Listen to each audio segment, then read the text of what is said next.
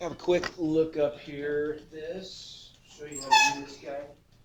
Okay, so this is something, this was way additional to the textbook, isn't touching any of this stuff, but this is something I think you ought to know about. So if we've got a situation like this, where we've got a teeter-totter, we've got a weight on one side, a mass that has some weight on one side that's attempting, what this is trying to do is trying to rotate the system about that fulcrum counterclockwise, right? Yeah. This one's trying to rotate the system clockwise.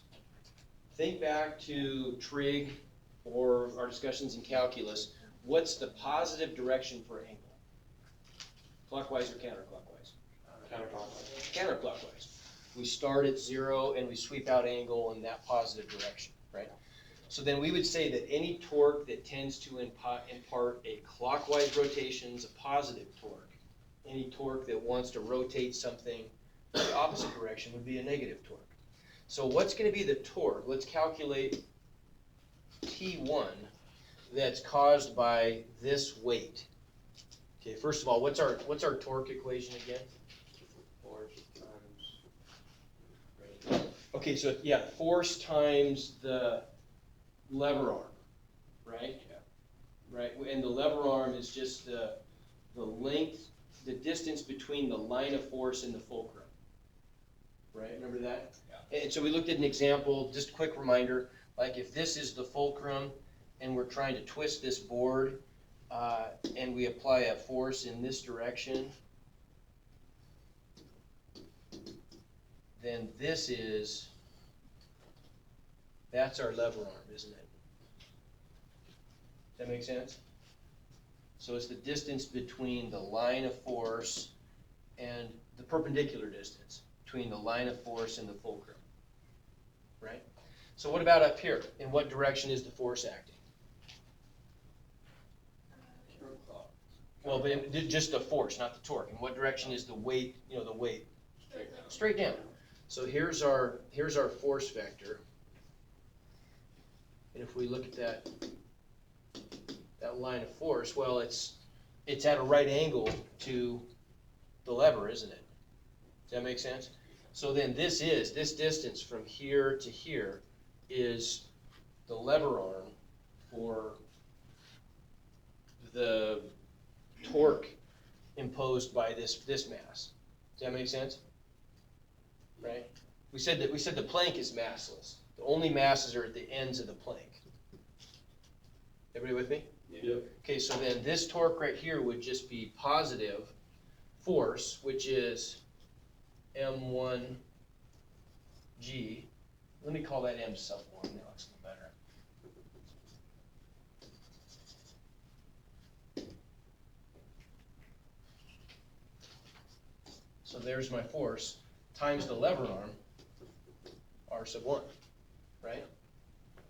So what about on the other side? Well, same thing. The force is acting straight down. So the line of force is just a distance of R2 from the fulcrum, right? So this torque over here, call this T1, or tau 1, tau 2, torque 2 is going to be M2G negative, right, times R2. And it's negative because it's trying to rotate the thing the opposite direction. So in order for this thing to not twist, those two torques need to offset each other, need to add to 0. What angles? We don't need angles here because this time we're pushing on, instead of pushing at some weird angle, we're pushing at a 90-degree angle, right? So we're pushing like this, or that's a 90-degree angle. The line of force is equal to the entire lever. I mean, the lever arm equals the entire lever, right? Because we're pushing at right angles. Okay?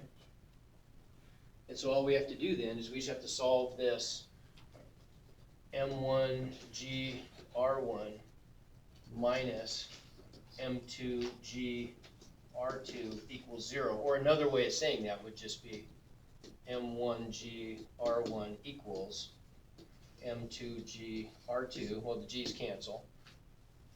And I just set up the ratio.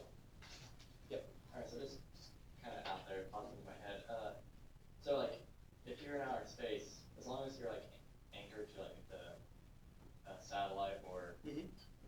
thing, power tools will still work, right? Say it again? Power tools will still work in outer space as long as you're anchored to something? Sure. Okay, cause Yeah. my mom was like saying power tools would never work in space because there's no torque in space, and I was like, Well, no, there would be. There'd even be torque, even if you weren't anchored to something. What would happen if I was screwing in a screw?